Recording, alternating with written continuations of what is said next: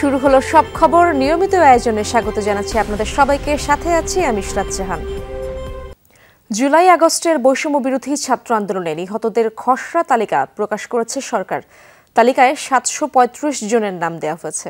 বিভিন্ন সরকারি বেসরকারি হাসপাতাল ও জেলা পর্যায় থেকে তথ্য সংগ্রহ করে এই তালিকায় তৈরি করা হয়েছে। আজ স্বাস্থ্য মন্ত্রণালয়ের স্বাস্থ্যসেবা বিভাগের ওয়েবসাইট এবং স্বাস্থ্য অধিদপ্তরের ওয়েবসাইটে তালিকা প্রকাশ করা হয়েছে। প্রকাশিত নাম, ঠিকানা ও অন্যান্য তথ্য যাচাই, সংশোধন ও পূর্ণাঙ্গ করতে নিহতদের পরিবারের সদস্য বা প্রতিনিধিদের অনুরোধ জানিয়েছে মন্ত্রণালয়। তথ্য সংশোধনের জন্য নিহতের পরিবারের সদস্য বা প্রতিনিধির জাতীয় পরিচয়পত্র বা জন্ম নিবন্ধন ও মোবাইল নম্বর দিয়ে রেজিস্ট্রেশন করতে হবে। তালিকায় কারোর নাম না থাকলেও যোগাযোগ করতে বলা হয়েছে। ছাত্র আন্দোলনে 105 জন শিশু নিহত হয়েছে। তাদের প্রত্যেকের পরিবার 50,000 টাকা করে পাবে বলে জানিয়েছেন সমাজ কল্যাণ উপদেষ্টা শারমিন এস মুর্শিদ। দুপুরে সচিবালয়ে এক ব্রিফিংয়ে তিনি কথা জানান। এ সময় উপদেষ্টা আরও বলেন, সামাজিক নিরাপত্তা কর্মসূচির আওতায় বয়স্ক, বিধবা ও প্রতিবন্ধী ভাতা পাওয়া 1,20,00,000 ভাতাভোগীর মধ্যে 43 ভাগই ত্রুটিপূর্ণ, কিন্তু এরপরও ইউনিসেফের তথ্য অনুযায়ী তারা ভাতা পেয়েছেন। তাই এই তালিকা সংশোধনের উদ্যোগ নেওয়া হয়েছে।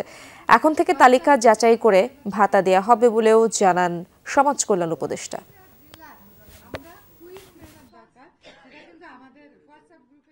শিশু যারা শহীদ হয়েছে আর শিশু পরিবারগুলো যারা খুব আক্রান্ত হয়েছে তাদের 105 জনকে আমরা কালকে 50,000 করে টাকা দেব। অন্তর্বর্তীকালীন সরকার গঠনের প্রক্রিয়াকে ত্বরান্বিত করে দেশকে অস্থিতিশীল পরিস্থিতির হাত থেকে সেনাবাহিনী রক্ষা করেছে বলে জানিয়েছেন প্রধান উপদেষ্টা ডক্টর মোহাম্মদ ইউনূস। সকালে সেনাসদর নির্বাচনী পর্ষদ 2024-এর উদ্বোধন পর্বে এসব কথা বলেন প্রধান উপদেষ্টা। সেনাসদর দফতরে আয়োজিত এই পর্ষদের মধ্যে দিয়েই সেনাবাহিনীর কর্নেল ও লেফটেন্যান্ট কর্নেল পদবীর যোগ্য কর্মকর্তাগণ পরবর্তী পদোন্নতির জন্য বিবেচিত হবেন। পর্ষদে উপস্থিত হয়ে প্রধান উপদেষ্টা পদোন্নতির জন্য অফিসারদের পেশাগত দক্ষতা, নেতৃত্বের গুণাবলী, শৃঙ্খলা ও আনুগত্যের উপর গুরুত্ব আরোপ করতে পর্ষদের সদস্যদের নির্দেশনা প্রদান করেন। সৎ, নীতিবান এবং নেতৃত্বের গুণাবলী সম্পন্ন অফিসারগণই পদোন্নতির জন্য দাবিদার বলেও জানান প্রধান উপদেষ্টা। তিনি বলেন, দেশের ক্রান্তি লগ্নে বাংলাদেশ সেনাবাহিনী দেশের মানুষের পাশে এসে দাঁড়িয়েছে। অনুষ্ঠান স্থলে পৌঁছালে প্রধান উপদেষ্টাকে স্বাগত জানান সেনাবাহিনী প্রধান জেনারেল ওয়াকারুজ্জামান। পুলিশ সংস্কারে আনুষ্ঠানিকভাবে কাজ শুরু করতে সংশ্লিষ্ট কর্মকর্তাদের কাছ থেকে তথ্য নেওয়া শুরু করেছে কমিশন। তথ্য সংগ্রহের পর শিগগিরই কাজ শুরু হবে বলে জানিয়েছেন পুলিশ সংস্কার কমিশনের প্রধান সফররাজ হোসেন। সকালে সচিবালয়ে কমিশনের সদস্যদের সাথে অনানুষ্ঠানিক বৈঠক শেষে এই কথা জানিয়েছেন তিনি। সফররাজ বলেন, আনুষ্ঠানিক কাজ শুরু করতে প্রয়োজনীয় রসদ জোগাড় চলছে, শিগগিরই কাজ শুরু হবে। পুলিশ সংস্কার প্রধান বলেন, এই কাজে সংশ্লিষ্ট সবারই মতামত নেওয়া হবে। সময় পেলে ওয়েবসাইট তৈরি করে জনসাধারণের মতামত নেওয়া হবে। 150 বছরের পুরনো পুলিশ আইনের কিছু ধারা সংস্কারে সুপারিশ করা হবে বলেও জানান কমিশন প্রধান।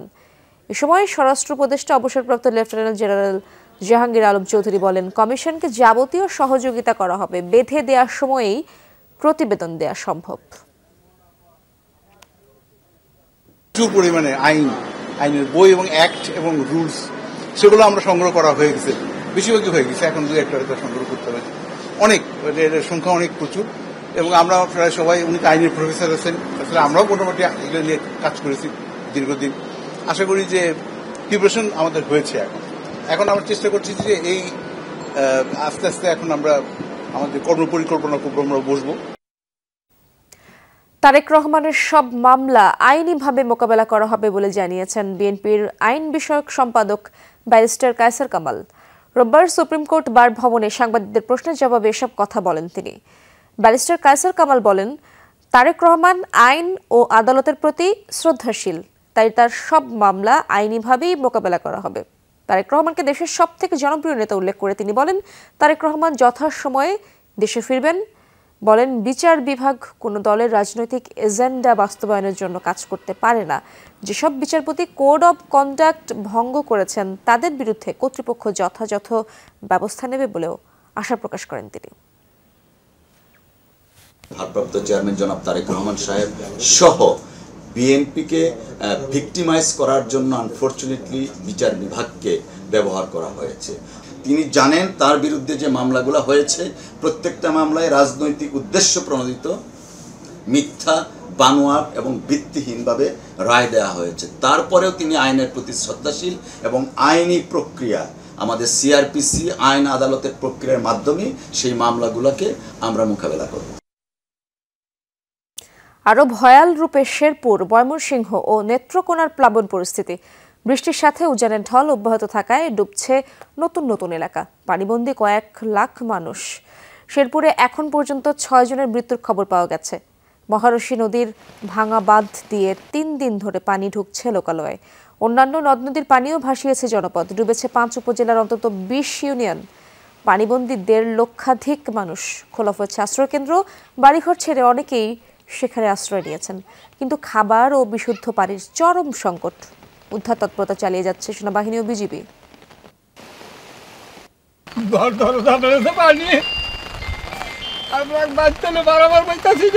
অনেক মানুষ ডুবে গেছে এবং গরু বাছুর এবং খাবার দাবারের আমাদের খুবই অসুবিধা। প্রায় 40-50টা পুকুর আমাদের পানিতে তলাই গেছে। এখন পর্যন্ত কোনো কিছু উদ্ধারও করতে পারি নাই এবং কি কোনো সাহায্যও পাই নাই। একই চিত্র ময়মনসিংহে। বৃষ্টির সাথে উজানের ঢল। দর্শা ও নেতাই নদীর পানিতে ডুবছে নতুন নতুন এলাকা। 15টি ইউনিয়নের 80টি গ্রাম এরই মধ্যে প্লাবিত। দুর্ভোগে লাখো মানুষ। অনেকেই আশ্রয় নিয়েছেন শিক্ষা প্রতিষ্ঠানের ভবনে। দেখা দিয়েছে শুকনো খাবার সংকট। বাড়ছে দুর্ভোগ। প্রবল বর্ষণে গাছ উপড়ে ঘণ্টাখানেক বন্ধ থাকে ময়মনসিংহ হালুয়াঘাটে সড়ক যোগাযোগ। রান্না বাড়া করতারি না, চুলা টুলা সব বুদ্ধি আবার জমি সব পানি চলে পড়ে যাচ্ছে, বাইরে গেছে। গরদর বাসায় নিচে গা আমার একটা 3টে পুষ্টিনা ছিল, 15 লাখ টাকা মাছ ছিল, সেগুলো নিয়ে গেছে। 88-98 বন্যা হচ্ছে, অনেক মানে নাম করা আর কি, অনেক বড় বন্যা। এই বন্যা কেউ মানে এবার পিছিয়ে ফেলাই দিচ্ছে। বৃষ্টিটা কমে যায় তাহলে আসলে পানি খুব দ্রুত নেমে যাবে, কিন্তু আমাদের দুর্ভাগ্যবশত বৃষ্টিটা কমছে না এবং আবহাওয়া অফিস যেটা বলছে আরো একদিন আসলে এটা বৃষ্টি থাকতে পারে। উজানের ঢলে প্লাবনের অবনতি হয়েছে নেত্রকোনায়। সোমেশ্বরী, কংস, ধনু, মগরা সহ সব নদ নদীর পানি বাড়ছে। দুর্গাপুর, কলমাকান্দা সহ 5 উপজেলার অর্ধশতাধিক গ্রাম পানিবন্দী হয়ে পড়েছে। জলমগ্ন লক্ষাধিক মানুষ।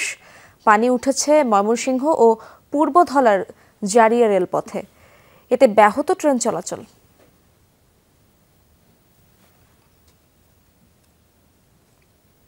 অতিবৃষ্টি এবং সতর্ক না করে উজান থেকে পানি ছেড়ে দেওয়ার কারণেই বন্যা পরিস্থিতির সৃষ্টি হয়েছে বলে জানিয়েছেন পরিবেশ, বন ও জলবায়ু পরিবর্তন বিষয়ক উপদেষ্টা সৈয়দা রিজওয়ানা হাসান। বলেন, জলবায়ু পরিবর্তনও বন্যার অন্যতম কারণ। অনেক বাঁধও পরিত্যক্ত অবস্থায় আছে।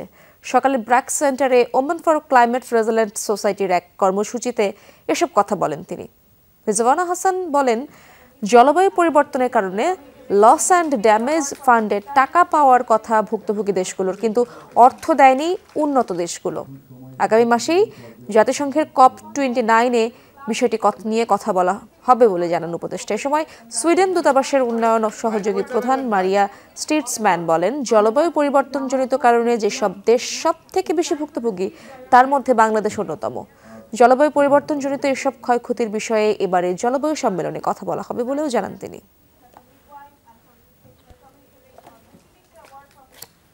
একটা হচ্ছে অতিবৃষ্টি, আরেকটা হচ্ছে উজান থেকে পানিটা ছেড়ে দেওয়া এবং আমাদেরকে আগে থেকে সতর্কতা না দিয়ে ছেড়ে দেওয়ার কারণেও এটা প্রকোপটা বাড়ছে। Bangladesh is, as we all know, very vulnerable. জলবায়ু পরিবর্তনের প্রভাব দিন দিন প্রকট হচ্ছে। জলবায়ু পরিবর্তনের অন্যতম ভুক্তভোগী দেশগুলোর মধ্যে বাংলাদেশ অন্যতম। আসন্ন জলবায়ু সম্মেলনে এই দেশের ক্ষতির কথা তুলে ধরা উচিত। COP29, which they rightly.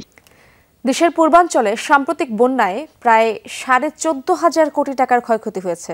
বড় ধাক্কা লেগেছে কৃষি ও বনায়নে। সবথেকে বেশি আর্থিক ক্ষতি হয়েছে নোয়াখালীতে। অথচ সর্বোচ্চ ত্রাণ পেয়েছেন ফেনীর মানুষ। সকালে এমন নানা উপাত্ত তুলে ধরে গবেষণা সংস্থা সিপিডি গবেষকরা বলছেন, বন্যা মোকাবেলায় সরকারি ও বেসরকারি কাজে সমন্বয়হীনতা আছে। জলবায়ু পরিবর্তনের ভয়াল রূপ দেখছে বাংলাদেশ। মে মাসের ঘূর্ণিঝড়ের আঘাত কাটিয়ে না উঠতেই ভয়াবহ বন্যা হলো দেশের পূর্বাঞ্চলে। অতি ভারী বৃষ্টি আর উজান থেকে আসা পানির কারণে ডুবে যায় বাংলাদেশের 11টি জেলা। বলা হচ্ছে গত 34 বছরে পূর্বাঞ্চলে এমন দুর্যোগ আসেনি। ভয়ঙ্কর এই বন্যায় ক্ষতিগ্রস্ত হয় 56 লাখ মানুষ।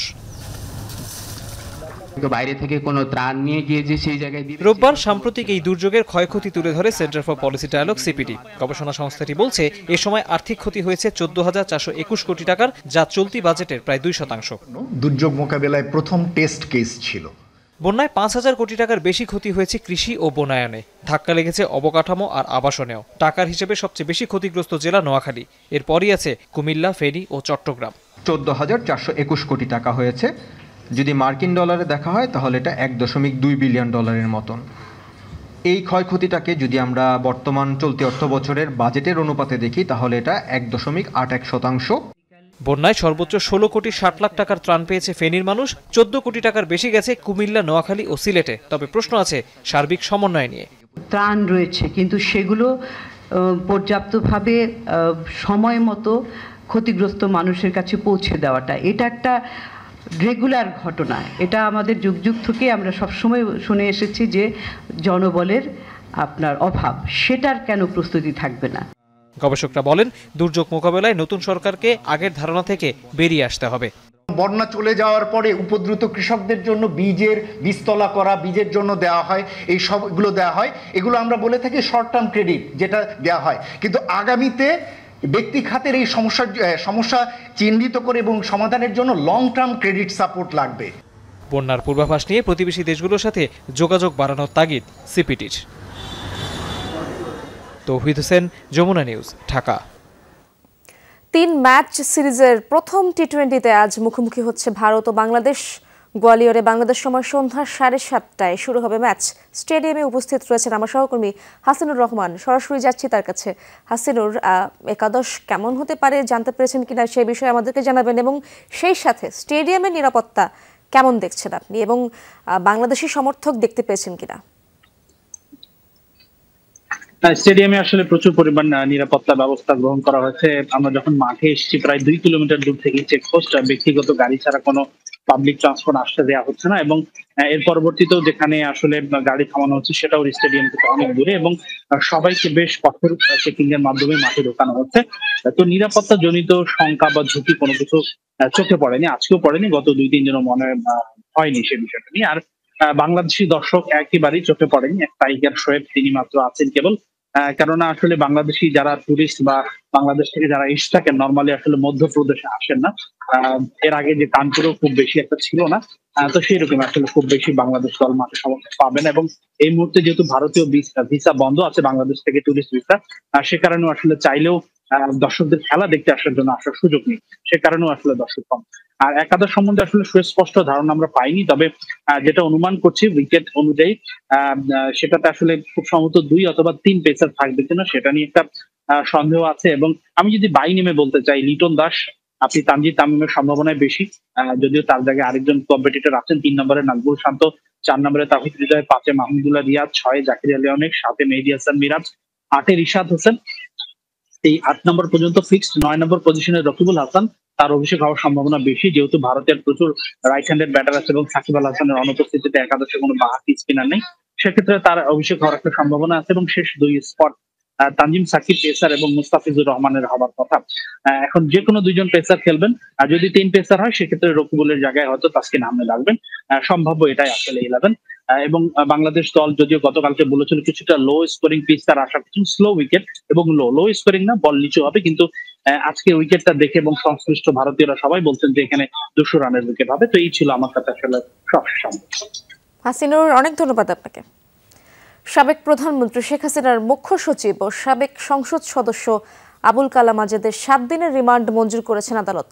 যুবদল নেতা শামীম হত্যা মামলায় সাবেক এই আমলাকে রিমান্ডে দেওয়া হয়েছে। বিকেলে রাজধানীর সিএমএম কোর্টে আবুল কালাম আজাদকে হাজির করা হয়। সেখানে চিফ মেট্রোপলিটন ম্যাজিস্ট্রেট মোহাম্মদ জিয়াউদুর রহমানের আদালতে তার 10 দিনের রিমান্ড চায় পুলিশ। পরে উভয় পক্ষের শুনানি শেষে 7 দিনের রিমান্ড মঞ্জুর করেন আদালত। গত বছরের 28 অক্টোবর পল্টনে বিএনপির সমাবেশে আক্রমণে নিহত হন যুবদল নেতা শামীম।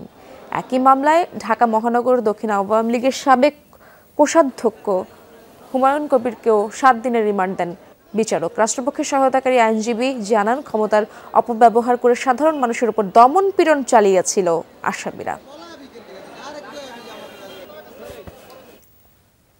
সন্ত্রাসী সংগঠন হিসেবে আগামী 7 দিনের মধ্যে ছাত্রলীগকে নিষিদ্ধের দাবি জানিয়েছেন আমার দেশ পত্রিকার ভারপ্রাপ্ত সম্পাদক মাহমুদুর রহমান। দুপুরে জাতীয় প্রেস ক্লাবে সাংবাদিকদের সাথে মতবিনিময়ে এই দাবি জানান তিনি। এছাড়া ছাত্র জনতার আন্দোলনে আহতদের তালিকা করে তাদের পুনর্বাসন সহ মোট 7 দফা দাবি জানান মাহমুদুর রহমান। বলেন, স্কাইপ কেলেঙ্কারির খবর প্রকাশ করায় জেলে যেতে হয়েছিল তাকে, অথচ এটি একটি ভালো উদাহরণ হতে পারত বলে মত তার। বলেন, পুলিশের সংস্কার এখনো হয়নি, বাস্তবতা মেনে নিয়েই সামনের দিকে এগোতে হবে বলেও জানান তিনি। দেশকে অসাম্প্রদায়িক করে গড়ে তোলার আহ্বান জানান মাহমুদুর রহমান। একই সাথে এই বিষয়ে সকলকে সতর্ক থাকারও আহ্বান জানান তিনি। গত 16 বছরে যত সন্ত্রাসী কর্মকাণ্ড ঘটেছে তার জন্য একতরফাভাবে বাংলাদেশ ছাত্রলীগ দায়ী। এই যে ছাত্র জনতার বিপ্লবে হাজার হাজার ছেলে মেয়েকে হত্যা করা হয়েছে, আবু সাইদকে হত্যা করা হয়েছে, মুগ্ধকে হত্যা করা হয়েছে, এই হত্যাকারীর মধ্যে পুলিশ ছিল এবং ছাত্রলীগের গুন্ডা বাহিনী ছিল। 7 দিনের আলটিমেটাম দিচ্ছি, 7 দিনের মধ্যে ছাত্রলীগকে সন্ত্রাসী সংগঠন করে নিষিদ্ধ ঘোষণা করতে হবে। দীর্ঘদিন বিদেশে চিকিৎসা শেষে দেশে ফিরেছেন বিএনপির স্থায়ী কমিটির সদস্য ইকবাল হোসেন মাহমুদ টুকু। দুপুর 2টায় থাই এয়ারওয়েজের একটি ফ্লাইটে থাইল্যান্ড থেকে ঢাকায় আসেন তিনি। পরে গণমাধ্যমের সাথে কথা বলেন সাবেক এই মন্ত্রী। বলেন, আজকের বাংলাদেশ স্বৈরাচার খুনিমুক্ত বাংলাদেশ। 71-এ এদেশ স্বাধীনে যে অনুভূতি হয়েছিল, এবারের দেশে ফেরায় ঠিক একই অনুভূতি হয়েছে বলেও জানান তিনি। টুকু বলেন, বিএনপি নির্বাচন ও 31 দফার ভিত্তিতে রাষ্ট্র সংস্কার চায়। হুইলচেয়ারে করে বিমানবন্দর থেকে বের হন বিএনপির এই নেতা। এ সময় দলের নেতাকর্মীরা তাকে শুভেচ্ছা জানান। পরে শেরেবাংলা নগরে বিএনপির প্রতিষ্ঠাতা জিয়াউর রহমানের সমাধিতে শ্রদ্ধা জানান তিনি। আমরা যে উদ্দেশ্য নিয়ে যুদ্ধ করেছিলাম সেই উদ্দেশ্যকে পূরণ করতে হবে আমাদের সবাইকে মিলে। 31 দফা দেওয়া হয়েছে, সেই 31 দফাতে পরিষ্কার করে বলা হয়েছে আগামী বাংলাদেশ কি হবে। আমরা নির্বাচন চাই এবং নির্বাচনের সেদিন আমাদের বৈঠক করেছে, যা বলে আসছে মহাসচিবরা, ওইটাই আমাদের বক্তব্য। বৈষম্য বিরোধী আন্দোলনের সময় ধানমন্ডিতে ছাত্র জনতার উপর হামলার ঘটনায় একজনকে গ্রেফতার করেছে পুলিশ। দুপুরে মিডিয়া সেন্টারে সংবাদ সম্মেলনে এই তথ্য জানান ডিএমপির মিডিয়ার দায়িত্বে থাকা উপ পুলিশ কমিশনার তালিবুর রহমান। হামলাকারী শাকিল হোসেন 34 নম্বর ওয়ার্ড যুবলীগের সহসভাপতি বলে জানায় পুলিশ। হাজারীবাগের বাসায় অভিযান চালিয়ে শাকিলকে গ্রেফতার করা হয়। এ সময় উদ্ধার হয় দেশীয় অস্ত্র ও 2টি পিস্তল। পুলিশ জানিয়েছে, এসব অস্ত্র শিক্ষার্থীদের ওপর হামলায় ব্যবহার করা হয়েছিল। ছাত্র জনতার আন্দোলনে যেসব অস্ত্র দিয়ে হামলা চালানো হয়েছে সেগুলো উদ্ধারেও কাজ করছে পুলিশ।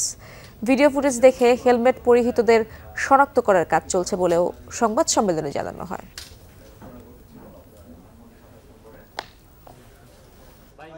কয়েকদিন আগে আমাদের মিরপুর থেকে এরকম একজন আটক করা হয়েছে অস্ত্রসহ, এবং ইতিপূর্বে আরও কয়েকটা জায়গায় আমরা কিছু অস্ত্রসহ আটক করতে সক্ষম হয়েছি, এবং এই সংক্রান্তে আমাদের যে অভিযান সেটা চলমান আছে।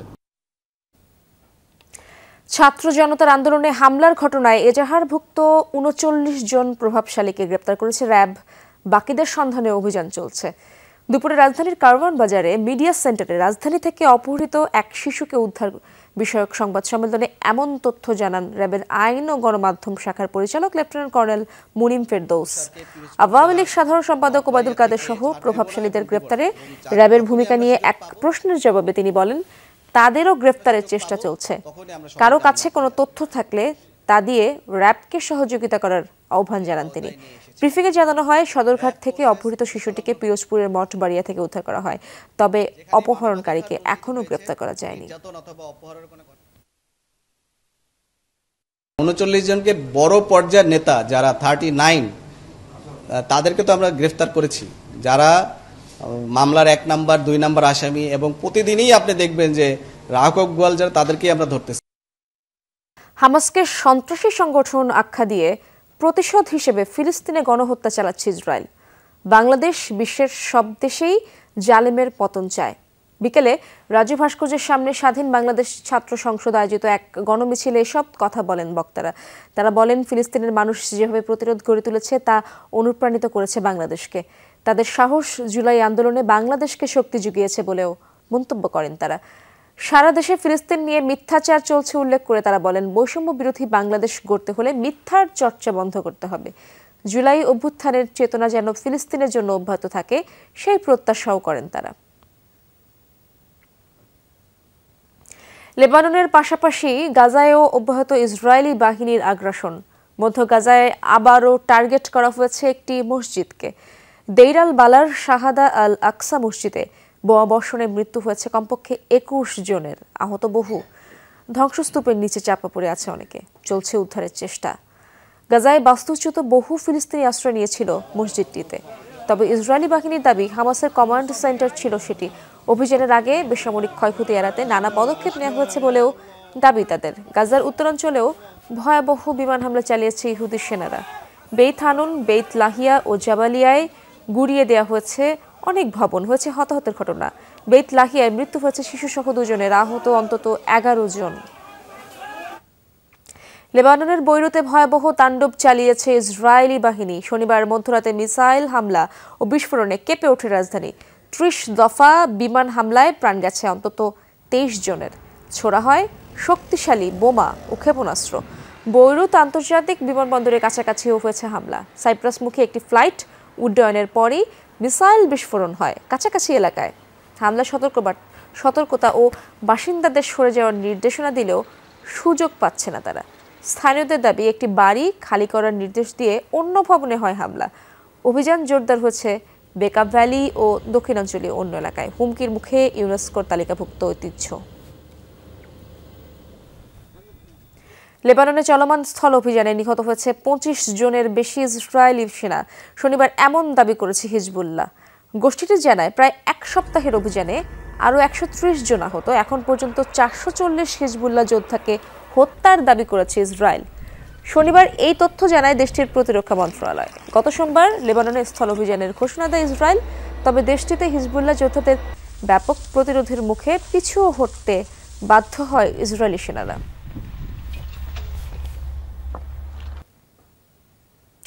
খোঁজ মিলছে না হাসান নাসরাল্লাহর সম্ভাব্য উত্তরসূরি হিজবুল্লাহ নেতা হাশেম শাফিউদ্দিনের।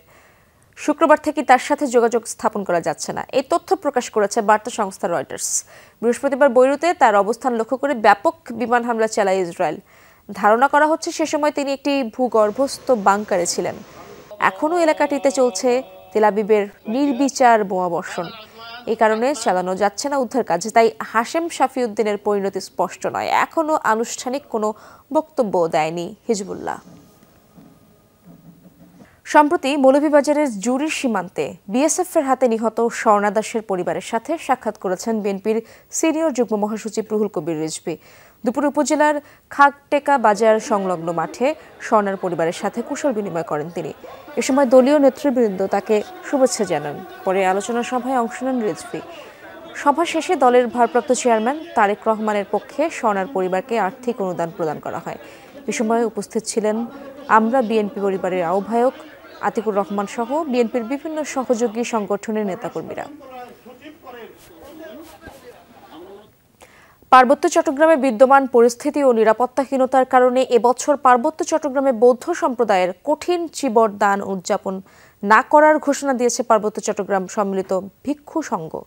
দুপুরে রাঙামাটি শহরের মৈত্রী বৌদ্ধ বিহারে পার্বত্য চট্টগ্রাম সম্মিলিত ভিক্ষু সংঘ এক সংবাদ সম্মেলনে এই ঘোষণা দেন পার্বত্য ভিক্ষু সংঘের সভাপতি তদন্ত শ্রদ্ধালঙ্কার মহাথের।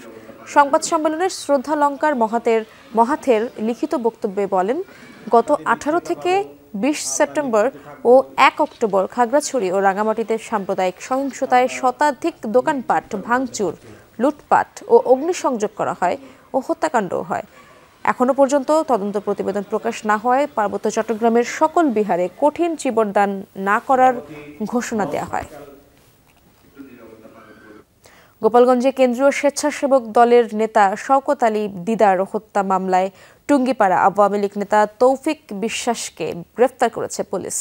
দুপুরে আদালতের মাধ্যমে তাকে কারাগারে পাঠানো হয়। গতকাল রাতে টুঙ্গিপাড়ার পাটগাতি বাজারের সোনালী ব্যাংক ভবনের একটি কক্ষ থেকে তাকে গ্রেফতার করা হয়। তৌফিক বিশ্বাস উপজেলা আওয়ামী লীগের সাংগঠনিক সম্পাদক এবং জেলা পরিষদের সাবেক প্যানেল চেয়ারম্যান। গত 17 সেপ্টেম্বর নিহত দিদারের স্ত্রী রাবেয়া রহমান বাদী হয়ে সদর থানায় হত্যা মামলা দায়ের করেন। আসামি করা হয় গোপালগঞ্জ 2 আসনের সাবেক এমপি শেখ ফজলুল করিম সেলিম সহ 117 জন। অজ্ঞাত আসামি করা হয় আরও 1500 জনকে। নওগাঁর বান্দায় পারিবারিক কলহের জেরে স্ত্রীকে পিটিয়ে হত্যার পর স্বামী আত্মহত্যা করেছেন বলে জানা গেছে। মরদেহের পাশ থেকে হত্যাকাণ্ডে ব্যবহৃত শাবল ও একটি চিরকুট উদ্ধার করা হয়েছে। শনিবার গভীর রাতে ভাষ্য পশ্চিমপাড়া গ্রামে এই ঘটনা ঘটে। সকালে ময়নাতদন্তের জন্য মরদেহ মর্গে পাঠিয়েছে পুলিশ। স্থানীয়রা জানায়, পারিবারিক বিষয় নিয়ে আতাউর ও স্ত্রী মারুনির মধ্যে প্রায়ই ঝগড়া হতো। সকালে তাদের সারা শব্দ না পেয়ে ঘরের দরজা ভেঙে দুজনের মরদেহ উদ্ধার করা হয়। পুলিশ জানায়, সুরতহাল প্রতিবেদন তৈরির সময় মারুনি বিবির মাথায় একাধিক আঘাতের চিহ্ন পাওয়া গেছে। এছাড়া চিরকুটে পারিবারিক বিরোধের জেরে স্ত্রীকে হত্যার পর আতাউর আত্মহত্যা করেছেন বলে উল্লেখ করেছে। ঢাকা শহরে সিটি সার্ভিসের পরিষেবা উন্নত করে বাস রুট রেশনালাইজেশন পদ্ধতিতে প্রাধিকার লেইনের ব্যবস্থা করার দাবি জানিয়েছে যাত্রী কল্যাণ সমিতি। দুপুরে ঢাকা রিপোর্টার্স ইউনিটিতে এক সংবাদ সম্মেলনে ঢাকা শহরের যানজট নিরসনে 12 দফা দাবি তুলে ধরে সংগঠনটি। সমিতির মহাসচিব বলেন, ঢাকার যানজটে প্রতিদিন নষ্ট হচ্ছে কর্মক্ষম মানুষের 82 লাখ কর্মঘণ্টা।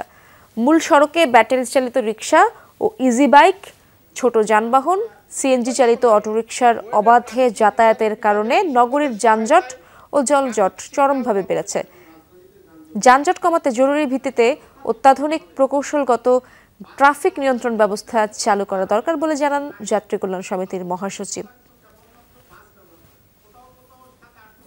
যানজটের সমস্যা চিহ্নিত করা এবং তাৎক্ষণিক সমাধানের জন্য ডিটিসিএ, ডিএনসিসি, ট্রাফিক বিভাগের সমন্বয়ে 4 থেকে 6 সদস্যের একটি ট্রাফিক ইঞ্জিনিয়ারিং বিশেষজ্ঞ টিম সার্বক্ষণিক নগর জুড়ে তারা ঘুরবে এবং কোথায় যানজট হচ্ছে তারা ড্রোনের মাধ্যমে পর্যবেক্ষণ করবে এবং তাৎক্ষণিক সমাধানের জন্য তারা নির্দেশনা দেবে।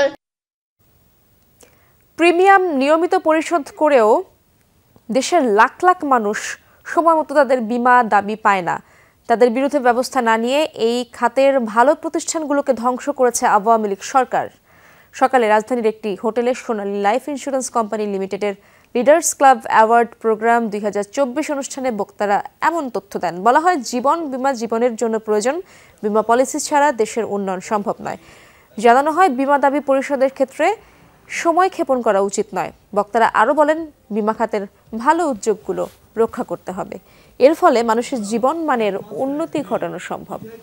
বলা হয়, গেল সরকারের সময় সোনালী লাইফ ইন্স্যুরেন্স দখলের চেষ্টা হয়। তখন এই প্রতিষ্ঠানের কর্মীরা 4 মাস বেতন পায়নি।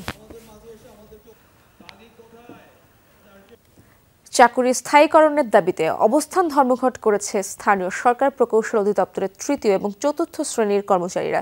এলজিইডির এসব পদের চাকুরিজীবীদের অনেকে দীর্ঘদিন ধরে এই প্রতিষ্ঠানে আছেন বলে দাবি করেন তারা। সকালে আগারগাঁওয়ে এলজিইডি কার্যালয়ের নিচে এই অবস্থান করেন তারা। সেখানে তারা দাবি করেন, দীর্ঘদিন এই প্রতিষ্ঠানে চাকরি করলেও স্থায়ীকরণ না হওয়ায় তাদের হতাশা বাড়ছে। আগে বেশ কয়েকবার দাবিটি জানানো হলেও মানা হয়নি বলেও জানান আন্দোলনকারীরা। বিক্ষোভে অংশগ্রহণকারীরা বলেন, অন্তর্বর্তীকালীন সরকার তাদের দাবি মেনে নিলে তারা জনগণের জন্য কাজ করতে পারবেন। দাবি না মানা পর্যন্ত তারা বিক্ষোভ চালিয়ে যাবেন বলেও জানান। প্রায় 7000 প্লাস আমরা রায়প্রাপ্ত কর্মচারী, আমাদের অর্ধেক বাস্তবায়ন হয়ে গেছে বিগত দিন, আর অর্ধেক আমরা অনেক বছর যাবত চলছে। 3434 জন প্লাস কর্মচারী আছে। আমরা চাই এই রায় বাস্তবায়ন করে আমাদেরকে রাজস্ব খাতে অন্তর্ভুক্ত করার জন্য। রাজশাহী প্রকৌশল ও প্রযুক্তি বিশ্ববিদ্যালয়ে ভিসি নিয়োগ সকল কার্যক্রম চালু করার দাবিতে মানববন্ধন করেছে শিক্ষার্থীরা। বেলা 11টায় প্রধান ফটকের সামনেই মানববন্ধন করেন শিক্ষার্থীরা। এ সময় শিক্ষার্থীরা বলেন, রুয়েটে ভিসির পদটি শূন্য থাকায় সমস্ত প্রশাসনিক এবং একাডেমিক কার্যক্রম প্রায় 1 বছর ধরে বন্ধ হয়ে আছে। বিভিন্ন বিভাগের সভাপতির পদগুলো দীর্ঘদিন যাবৎ শূন্য থাকায় ক্লাস পরীক্ষা এবং যাবতীয় কার্যক্রম বন্ধ রয়েছে। সে কারণে শিক্ষার্থীরা নানান রকমের সমস্যায় পড়েছে। এ সময় শিক্ষার্থীরা বাইরের কোনো ভিসি নিয়োগ না দিয়ে রুয়েটের ভিতর থেকে দায়িত্বরত একজনকে ভিসি করার দাবি জানান। মানববন্ধনে রুয়েটের বিভিন্ন বিভাগের শিক্ষার্থীরা উপস্থিত ছিলেন। বিশ্ববিদ্যালয়ের সিনিয়র অধ্যাপকদের মধ্য থেকে উপাচার্য নিয়োগের দাবিতে বিক্ষোভ করেছে চট্টগ্রাম ভেটেরিনারি ও অ্যানিমাল সায়েন্সেস বিশ্ববিদ্যালয়ের শিক্ষার্থীরা। সকালে এই এক দফা দাবিতে প্রশাসনিক ভবনে তালা দিয়ে বিক্ষোভ শুরু করে শিক্ষার্থীরা। আন্দোলনকারীদের কমপ্লিট শাটডাউন কর্মসূচিতে অচল হয়ে পড়ে গোটা ক্যাম্পাস। এ সময় অন্য কোনো বিশ্ববিদ্যালয় থেকে উপাচার্য নিয়োগের বিরুদ্ধে নিজেদের কঠোর অবস্থানের কথা জানান দেন শিক্ষার্থীরা। দাবি মেনে নিতে কর্তৃপক্ষকে 48 ঘন্টার আলটিমেটামও বেঁধে দিয়েছে আন্দোলনরতরা।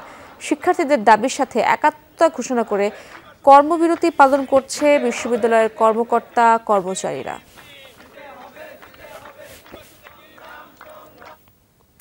কক্সবাজারের মহেশখালীতে ছাত্র আন্দোলনে নিহত তানভীর সিদ্দিকীর পরিবারের জন্য নবনির্মিত ঘর ও তার বাবার প্রতিষ্ঠান ভাঙচুর করেছে দুর্বৃত্তরা। শনিবার রাতে তানভীরের বাড়িতে ভাঙচুর চালানো হয় বলে জানান মহেশখালী থানার ভারপ্রাপ্ত কর্মকর্তা। তিনি বলেন, মহেশখালীর কালারমরছাড়া বাজারে স্থানীয় দুটি পক্ষের মধ্যে ধাওয়া পাল্টা ধাওয়ার ঘটনা ঘটে। এ সময় এক পক্ষ ছাত্র আন্দোলনে নিহত তানভীর সিদ্দিকীর পরিবারের জন্য নির্মিত বীর নিবাস ও তার বাবার ব্যবসা প্রতিষ্ঠানে হামলা ভাঙচুরে লুটপাট করে। এখনো পর্যন্ত হামলাকারীদের পরিচয় পাওয়া যায়নি। 18 জুলাই বৈষম্য বিরোধী ছাত্র আন্দোলনে চট্টগ্রামে পুলিশের গুলিতে নিহত হন তানভীর।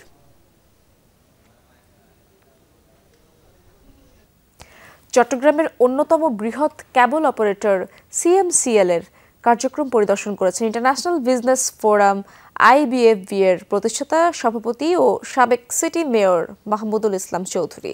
নগরীর আগ্রাবাদে সিএমসিএল কার্যালয়ে পৌঁছালে তাকে প্রতিষ্ঠানের সার্বিক কর্মকাণ্ড সম্পর্কে অবহিত করেন কর্মকর্তারা। ক্যাবল অপারেটর সেক্টরের বিকাশ এবং সম্ভাবনা সহ বিভিন্ন দিক তুলে ধরেন।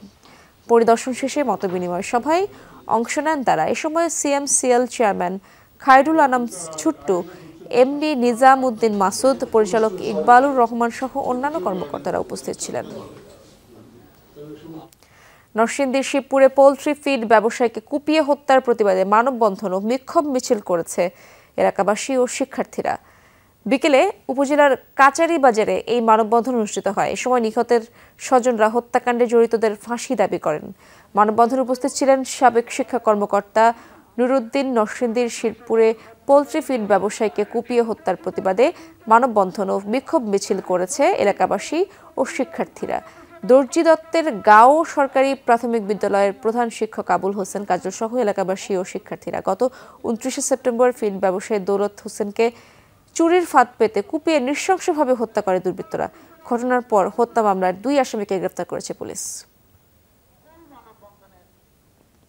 দর্শক, এই ছিল আজকের সব খবরের আয়োজনে। এতক্ষণ সাথে থাকার জন্য ধন্যবাদ সবাইকে।